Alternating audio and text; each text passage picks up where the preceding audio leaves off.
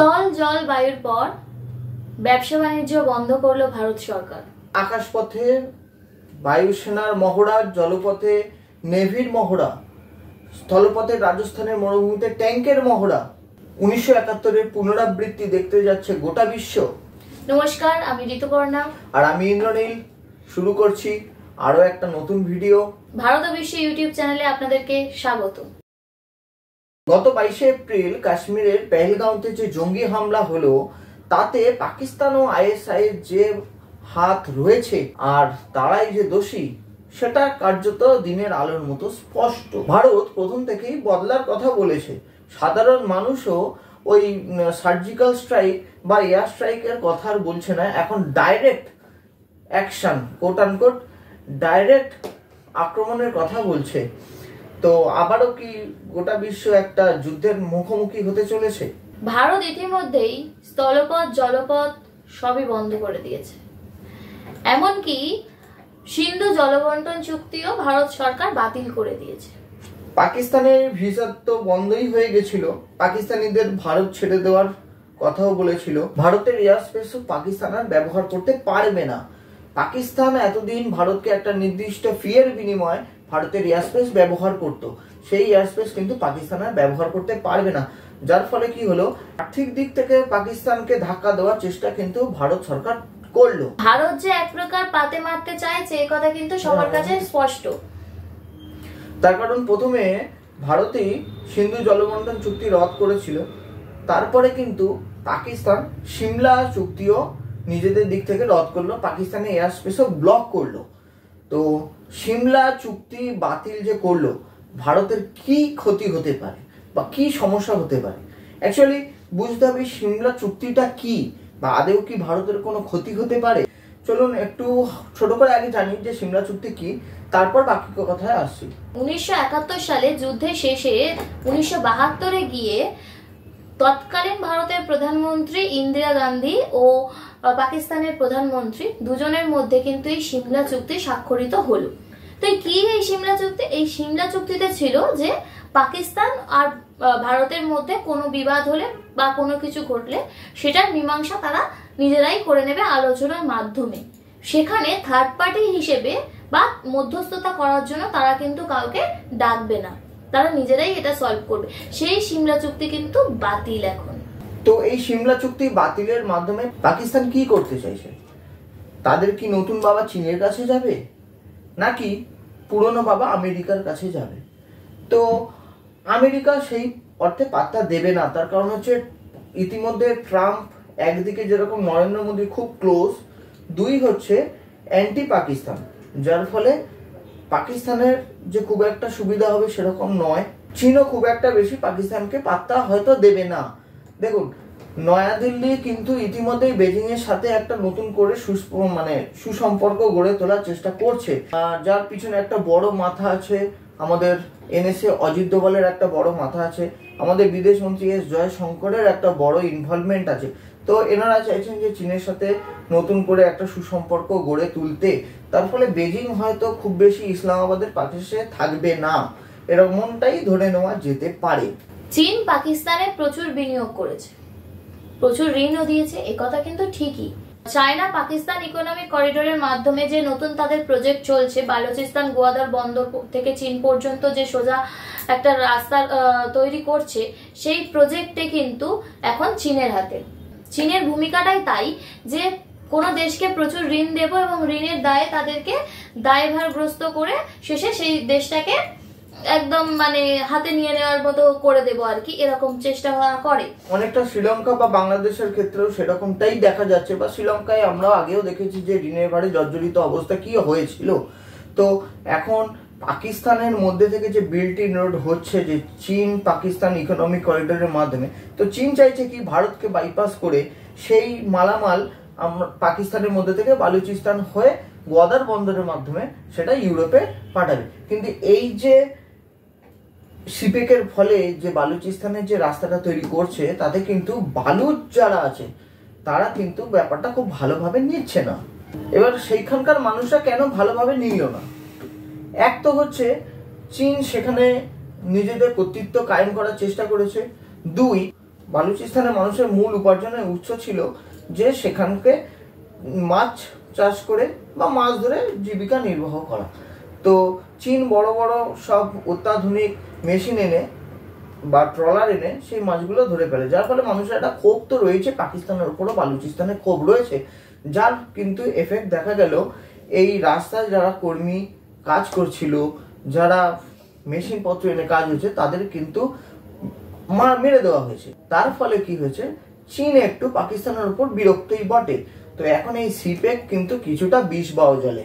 ফলে চীনও যে পাকিস্তানের পাশে দাঁড়াবে এমনটা কিন্তু মনে করা হচ্ছে না।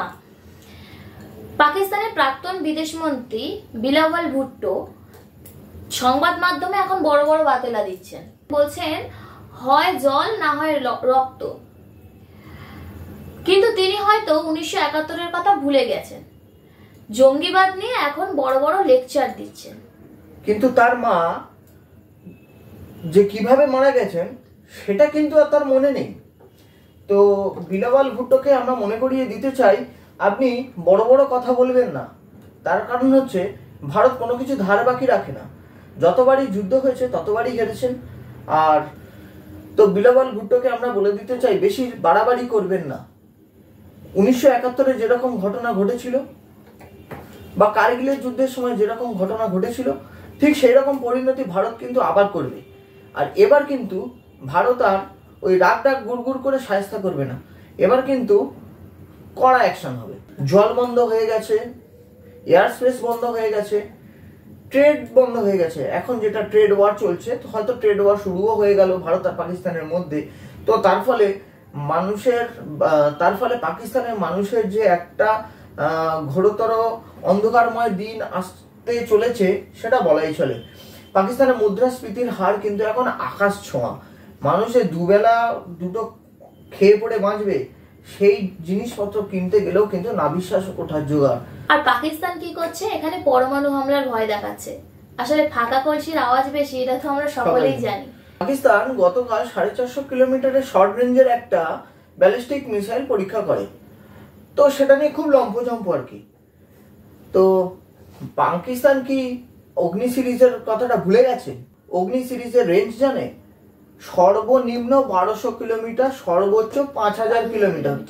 তো এই পাকিস্তানের যে কটা বর্ডার আছে, গুজরাট বা কাশ্মীর বা পাঞ্জাব, যে কোনো একটা বর্ডারের দিক থেকে যদি আমরা একটা মিসাইলে ছুড়ে দিই, পাকিস্তানের শহরগুলো সেই হরপ্পা মহেঞ্জোদারো সভ্যতার আমলের মতো চলে যাবে।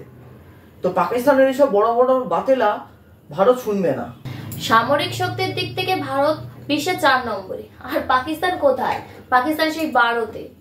সুতরাং সামরিক দিক থেকে ভারতকে পরাস্ত করাটা ওদের পক্ষে খুবই সম্ভবই নয়, অসম্ভব। পাকিস্তান বড় বড় কথা বলতেই পারে, আমাদের পরমাণু আছে, হ্যান কারেঙ্গা ত্যান কারেঙ্গা, আসলে ওসব বাতেলা হিসেবেই আমরা ধরি। তাই ভারত ওইসব ফাঁকা আওয়াজে পাত্তা দেয় না। তাই ভারত যে পাকিস্তানের থেকে লক্ষ্য যোজন এগিয়ে তা বলার এক অপেক্ষা রাখে না। ভারত কি সশস্ত্র যুদ্ধের দিকেই এগোবে? দেখুন, একটা যুদ্ধ হলে আমাদের অর্থনীতি যে বেশ কয়েক বছর পিছিয়ে যাবে সেটা কিন্তু বলার অপেক্ষা রাখে না, কারণ হিউজ খরচ, তার সঙ্গে যুদ্ধে প্রাণহানির আশঙ্কা, যার ফলে অর্থনীতি একটা অনেক পিছিয়ে যাবে। কিন্তু আমাদেরও তো সহনশীলতার একটা সীমা আছে। হ্যাঁ, ভারত সরকার আর কতদিনই বা শুধু সার্জিক্যাল স্ট্রাইক বা এয়ার স্ট্রাইক করবে?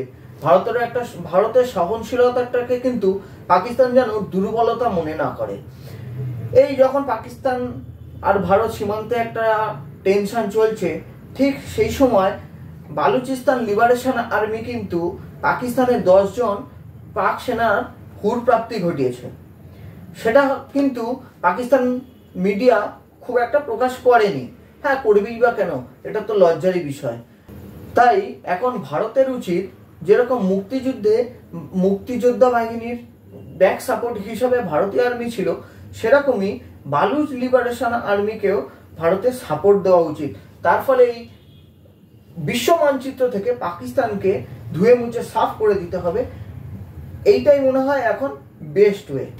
ইন্দিরা গান্ধী যেমন বিশ্বকে বাংলাদেশ নামক নতুন রাষ্ট্র উপহার দিয়েছেন, ঠিক নরেন্দ্র মোদীজিরও উচিত তেমনই ভাবে পাকিস্তানকে ভেঙে বালুচিস্তান নামক স্বাধীন রাষ্ট্র হিসেবে বালুচিস্তানকে স্বাধীন রাষ্ট্র হিসেবে জায়গা করে দেওয়ার। এর সাথে ভারতের আর বিদেশ দপ্তর কিন্তু আফগানিস্তানের সাথে খুব একটা ক্লোজ রিলেশনে আসার চেষ্টা করছে। অলরেডি আফগানিস্তানের সাথে একটা ভালো রিলেশন ছিল, তারপরে তালিবান সরকার আসে, সেই সরকারের সাথে একটা মানে পর্দার আড়ালে থেকে একটা সম্পর্ক যেরকম হয় আর কি, সেরকম সম্পর্ক চলছিল। তারপরে দেখা গেল বিদেশ সচিব পর্যায়ে আফগানিস্তানের সাথে একটা কূটনৈতিক আলোচনা। প্রতিবেশী দেশ হিসেবে আফগানিস্তানও যে ভারতের পাশে থাকবে এটুকুনি প্রায় নিশ্চিত এক প্রকার। আর তালিবানরা যে পাকিস্তানকে কিভাবে টাইট দিয়েছিল সেটা তো আমরা পূর্বে দেখেইছি। তো তার ফলে পাকিস্তানকে এখন দুভাগ করার বোধহয় অ্যাকচুয়াল টাইম এসে গেছে। নরেন্দ্র মোদী, অজিত দোভাল, বা বিদেশ দপ্তর হয়তো এই ব্যাপারে কাজ করছেন, সেই খবর হয়তো আর কিছুদিন মধ্যেই জানা যাবে। আমাদের মনে হয় এটাই সঠিক সময় পাকিস্তান ভেঙে বালুচিস্তানকে আলাদা স্বাধীন রাষ্ট্র হিসেবে জায়গা দেওয়ার। তো আপনাদের কি মনে হয়? আপনাদের মতামতটা জানাবেন কমেন্ট সেকশনে। আজকের মতো এই পর্যন্তই, আবার দেখা হচ্ছে পরবর্তী ভিডিওতে। ততক্ষণ ভিডিওটা ভালো লাগলে লাইক, কমেন্ট, শেয়ার করবেন আর চ্যানেলটা অবশ্যই সাবস্ক্রাইব করবেন। আজকের মতো এই অবধি।